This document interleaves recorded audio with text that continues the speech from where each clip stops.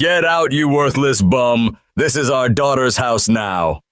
My in-laws screamed viciously, dumping my belongings on the street like trash. They didn't realize I owned the damn place. I just laughed out loud, called the cops, and watched them get escorted out. Their desperate whining pleas started flooding my phone. Minutes later, I, 35M, am still processing the sheer audacity. Got home maybe 6:30 p.m. yesterday after a killer deadline day, brain completely fried. All I wanted was a cold beer and silence.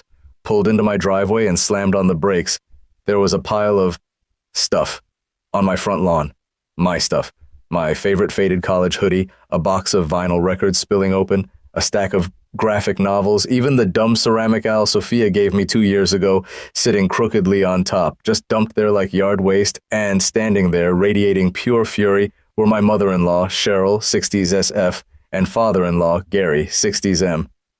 My wife, Sophia, 34F, was hovering near the porch, arms crossed, looking away, a weird mix of defiant and nervous. Before my car door even clicked shut, Cheryl started. Her voice wasn't just loud, it was jagged. "There he is, finally, the worthless bum!" I killed the engine, and this odd sense of calm, like deep sea pressure, settled over me. I got out slowly, didn't rush.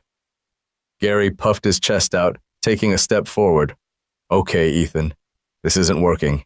Get out, we're changing the locks tomorrow. This is Sophia's house now. Our daughter deserves stability, security, not, well, you." He waved dismissively in my direction.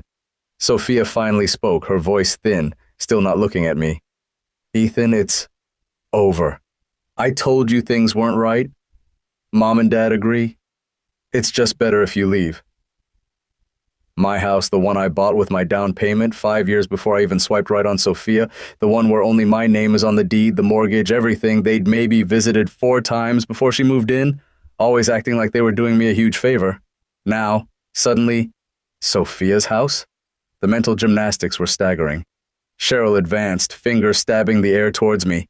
"You heard him! Get out! You aren't welcome here, you worthless bum! This is our daughter's house now!" She punctuated this by kicking a cardboard box. My old Psych 101 textbook skittered across the damp grass, and that's when the absurdity hit me. I started laughing. Not a chuckle, a full-blown, slightly manic laugh that surprised even me. It echoed a bit. Cheryl's jaw actually dropped. Gary blinked. Sophia flinched like I'd yelled. "My house I choked out, wiping an eye. "Sophia's house? Wow. Did I miss the closing? Was there a memo?" "Don't you dare mock us," Gary blustered, recovering. "This is only fair. Sophia dedicated years to you. She deserves this house for everything she's put up with." "Put up with what? My stable job? Paying all the bills?" "Since you clearly don't appreciate her," Cheryl jumped back in. "You work constantly. You're never home. We're stepping in to ensure she has what she deserves." "Right," I said, the laughter finally gone, replaced by ice.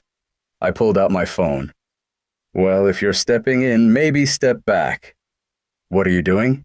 Sophia asked, panic flashing in her eyes. "Calling the folks who handle property disputes," I said evenly. "Trespassing, specifically. You know, the police." "Don't you dare!" Cheryl shrieked. "This is a family matter. Not when you're on my property throwing my stuff around," I said, dialing 911. I calmly gave my address, stated there were 3 individuals trespassing, refusing to leave, had moved my belongings onto the lawn, and were claiming ownership of my home. Cheryl was practically gargling with rage in the background, yelling that I was the one who needed to leave. Gary started towards me, muttering about talking sense into me. "Gary, I wouldn't," I warned, holding up my free hand. "Stay there. Adding assault to the mix won't look good." He hesitated, stopped. Sophia looked genuinely panicked now. "Ethan, please, hang up. Just go stay with your brother Ryan for a few days. We can talk later."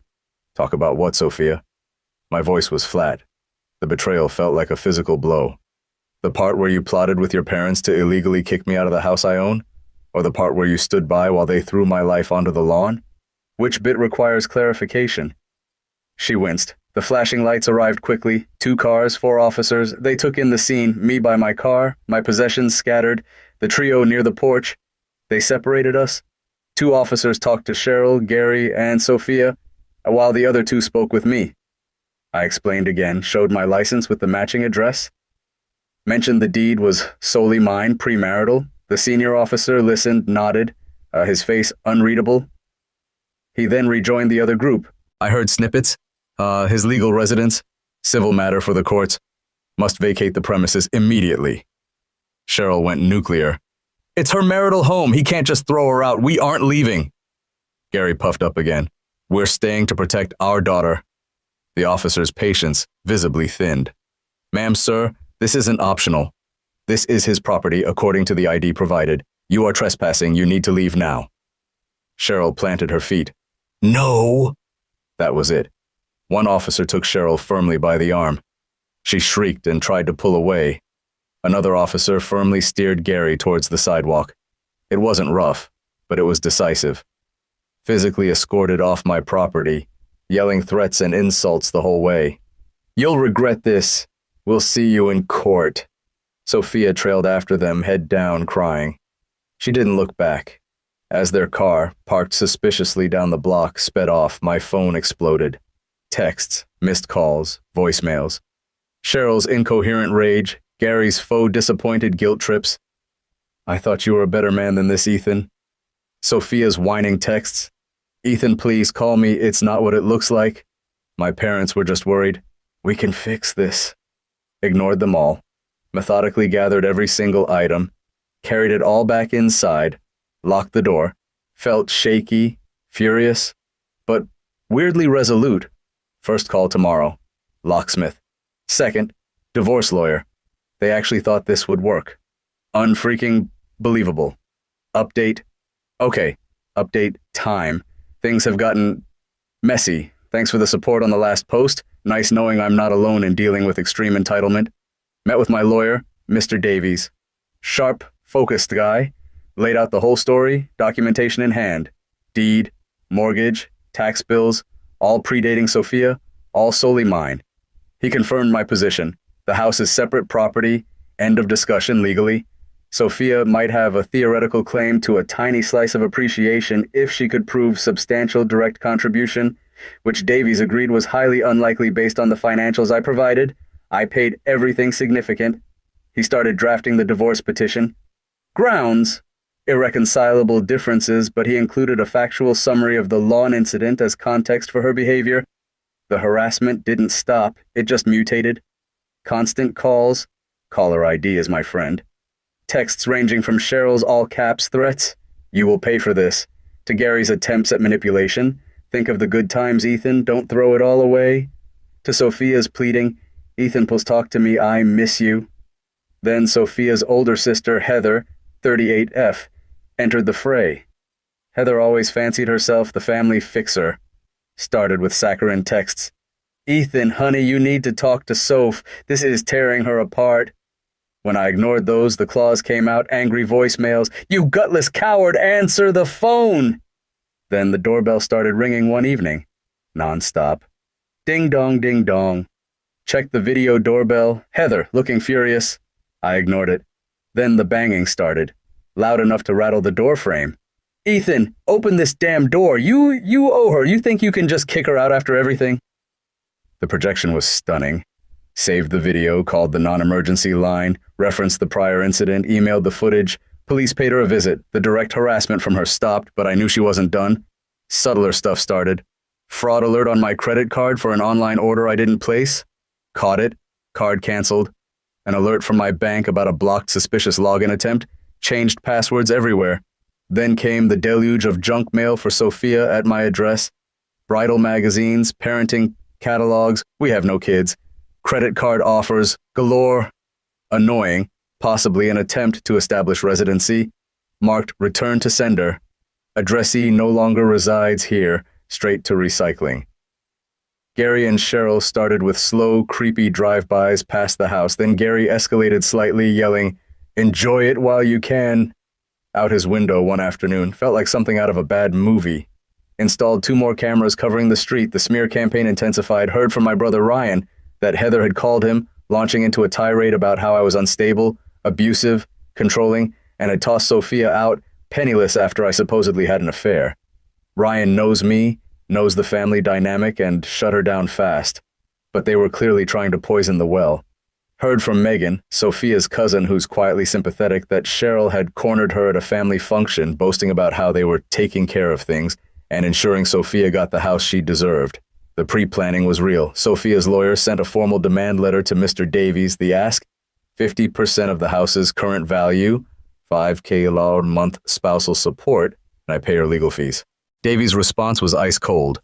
Reiterated the house is non-negotiable, separate property, CC'd the deed again, referenced the police reports regarding the eviction attempt and Heather's harassment, stated spousal support was non-starter given her conduct and short marriage. He agreed to discuss division of actual marital assets, like the small joint savings, but only after the house issue was formally dropped. Blocked all their numbers, all comms via lawyers now. It's stressful, there are nights I don't sleep well, but every ridiculous demand, every failed stunt just steals my resolve. They thought I'd crumble. Big mistake. Final update, deep breath, it's done. Finally, completely, officially done. The divorce decree is finalized, and the consequences for team entitlement? Pretty much exactly what they engineered for themselves. The last couple of months were a drag legally, but predictable. Heather, after being shut down by my work HR for sending harassing emails, which Davies also documented, tried one last stunt, a fake social media profile using my name and pictures. Started posting inflammatory nonsense. It caused a brief headache. Had to explain it to my Aunt Linda, who saw it and called me worried. But it was clumsy. Davies sent a cease and desist. We reported the profile. It got nuked. That seemed to finally silence Heather. Cheryl and Gary kept up their pity tour, but it lost steam. People started avoiding them, and their narrative of the abusive husband kicking out poor Sophia just didn't stick once the facts about the house ownership and the lawn incident trickled out, mostly via me calmly stating facts when asked directly. The legal process crawled a bit. Requests for discovery, where Sophia couldn't produce a single document proving financial contribution to the house. Scheduling conferences, her lawyer kept trying to push for mediation focused on the house. Davies shut it down every time. Finally, in a pre-trial settlement conference, faced with zero legal standing on the house, documented harassment, and the judge basically signaling impatience, Sophia's lawyer advised her to cut her losses. The revenge. Legal, financial, and served. Ice cold. My goal wasn't petty vengeance, it was simply holding the line and letting the legal and natural consequences play out fully. No compromises on my rights, no rewarding their behavior. The divorce decree. Brutally simple, and exactly what Davies predicted from the start. The house confirmed 100% my separate premarital property. No equity split, no buyout, off the table. Spousal support denied. Justification cited short marriage duration and documented misconduct. The lawn incident, harassment. Assets. We split the joint savings. I had $6,000 total. She gets her personal belongings. That's it.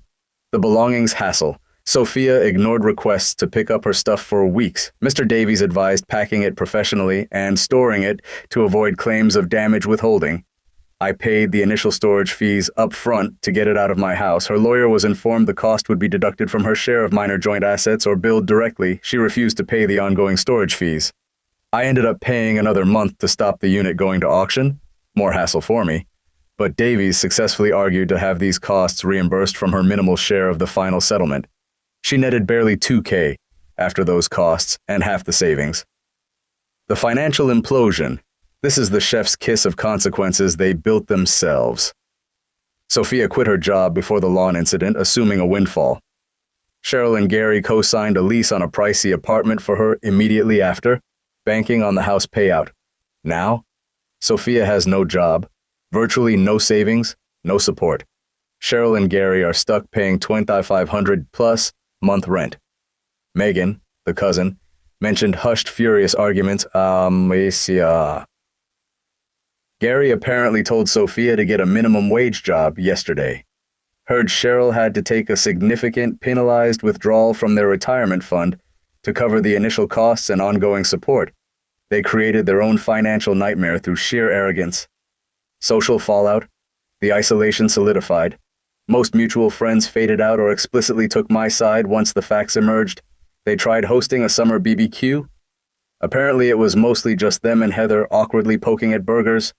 Their attempt to control the narrative failed miserably. They're seen not as victims but as grasping and foolish. How am I doing? Relieved doesn't cover it. Vindicated, lighter. It was a draining 4 months. Stress, anger, moments of profound disappointment in the person I married, but seeing the legal process work, methodically dismantling their entitled fantasy, brought closure. The house feels like mine again. Quietly reclaiming it, new paint, rearranging furniture, catching up with friends they didn't approve of, planning a road trip, thinking seriously about that rescue dog. The quiet isn't lonely, it's peaceful. My phone stays silent now, no desperate texts, no angry calls, just peace. They tried to take everything. They ended up wrecking their own finances and reputation, couldn't have scripted a more fitting end based on their own actions. Thanks for following along, Reddit. Time to close this chapter.